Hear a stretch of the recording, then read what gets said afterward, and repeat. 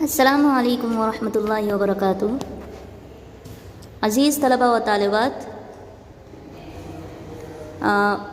ہم آج ایک مضمون دیکھ لیتے ہیں، مضمون پڑھتے ہیں جس کا نام ہے بے روزگاری ایک بڑا مسئلہ۔ تو آپ کو یہی مضمون اپنی نوٹ بک میں لکھنا ہے۔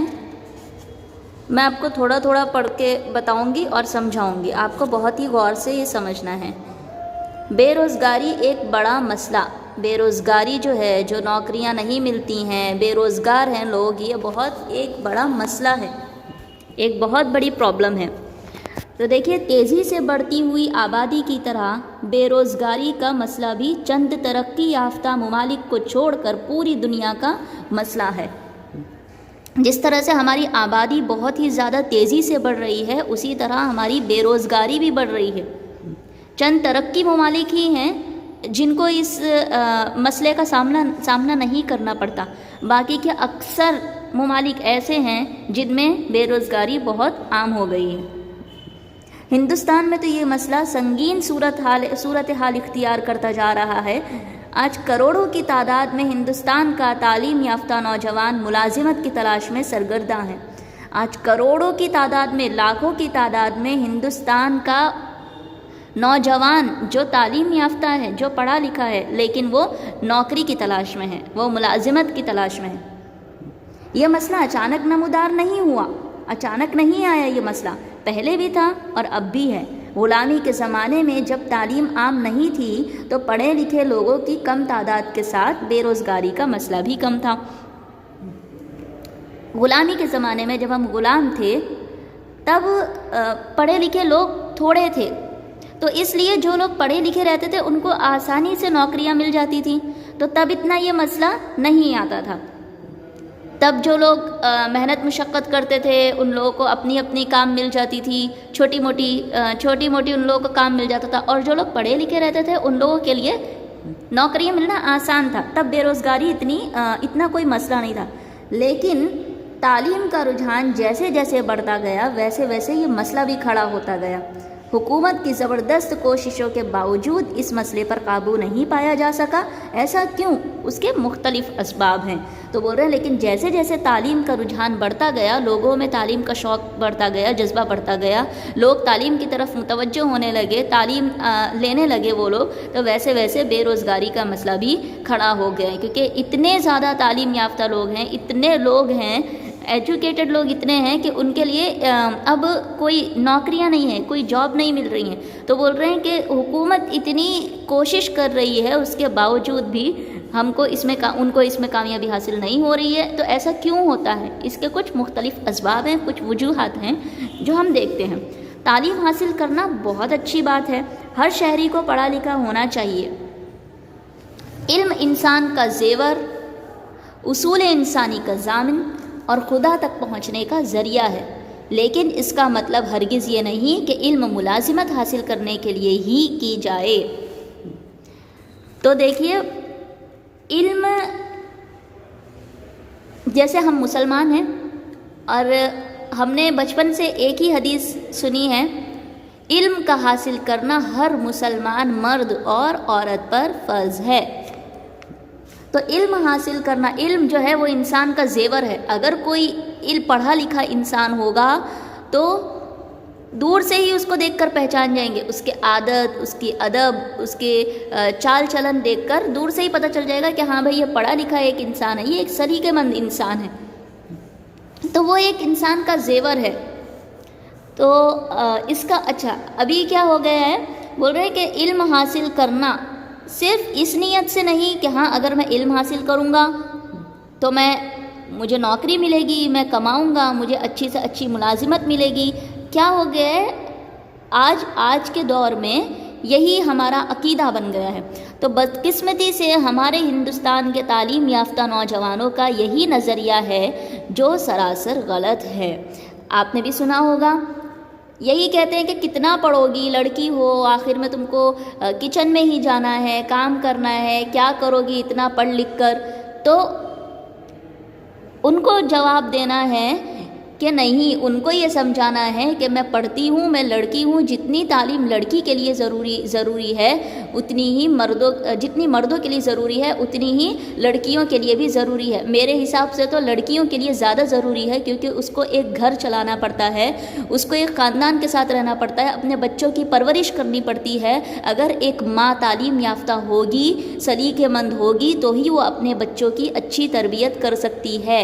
یہ ذمہ داری مردوں کے اوپر نہیں دی گئی ہے کہ بچوں کی تربیت وہ کریں، کیونکہ ان کو دوسرے کام ہوتے ہیں، اس لیے بچوں کی تربیت کرنا ماں کے اوپر رہتا ہے، کیونکہ بچے زیادہ وقت اپنا ماں کے پاس گزارتے ہیں۔ تو میں ایک لڑکی، ایک بیٹی، ایک ماں ہونے کے حساب سے میرے لیے تعلیم حاصل کر رہی ہوں میں۔ اگر آگے خدا نخواستہ کچھ ایسا ہوا میرے ساتھ کہ اگر میں پڑھی لکھی رہی تو میں دوسروں کے گھر پر کھانا پکانے کے بجائے، جھاڑو برتن کرنے کے بجائے، میں وہاں دوسروں کے گھر پر دوسروں کے بچوں کو میں پڑھا سکتی ہوں۔ تو یہ ان لوگوں کے منہ پر بہت ہی زوردار تماچا ہے جو لوگ یہ کہتے ہیں کہ اتنا پڑھ لکھ کر کیا کرو گے، آگے تو آپ کو کچن میں ہی رہنا ہے۔ صنعتی اعتبار سے دیگر ترقی یافتہ ممالک کی طرح ہندوستان کی صنعت اتنے عروج پر نہیں ہے کہ ہر امیدوار کو ملازمت دستیاب ہو سکے۔ ہم دیکھتے ہیں ہمارے ہندوستان سے ہی بہت سارے لوگ صرف نوکری کے لیے باہر جاتے ہیں، کیونکہ ان کو وہاں پر اچھی ملازمت ملتی۔ تو وہی کہہ رہے ہیں کہ ہندوستان اتنے عروج پر نہیں ہے، اتنے اونچے مقام پر نہیں ہے کہ یہاں پر لوگ ہر امیدوار کو، جو بھی امیدوار ہو، اس کو اس کی حساب سے، اس کی سہولت کے اعتبار سے ملازمت دی جائے۔ اگر بہت جد و جہد کے بعد کوئی ملازمت ملتی بھی ہے تو وہ اس کی تعلیم کے اعتبار سے غیر اطمینان بخش ہوتی ہے۔ اگر بہت زیادہ کوشش کرنے کے باوجود بھی کوئی اگر آپ کو جاب ملتی ہے تو وہ تھوڑا اتنا نہیں ہوتا جتنا اس نے پڑھائی کی، جس لیول کی اس نے پڑھائی کی، جو جاب اس کو ملنی چاہیے تھی۔ اگر وہ ایک پروفیسر ہے تو اس کو ملنی چاہیے کم سے کم اچھی سے اچھی اس کو تنخواہ ملنی چاہیے، لیکن اس کو ملازمت نہ ہونے کی وجہ سے اس کو چھوٹی کلاسز میں پڑھانا پڑتا ہے، اور پھر کیا ہوتا ہے، اس کو تنخواہ بھی اتنی ہی ملتی ہے۔ ہندوستان میں بے روزگاری کا زبردست بحران اس وقت آیا جب تقسیم ہند کے بعد پاکستان اور ہندوستان بنا۔ بے روزگاری کا مسئلہ اس وقت آیا جب ہندوستان اور پاکستان تقسیم ہوا تھا۔ دونوں ملکوں میں فرقہ وارانہ فسادات پھوٹ پڑے، جانی نقصان کے ساتھ ساتھ کروڑوں اربوں روپیوں کی املاک خاکستر کر دی گئی۔ لوگ اپنے رہے سہے کاروبار کو چھوڑ کر ہجرت کرنے پر مجبور ہو گئے۔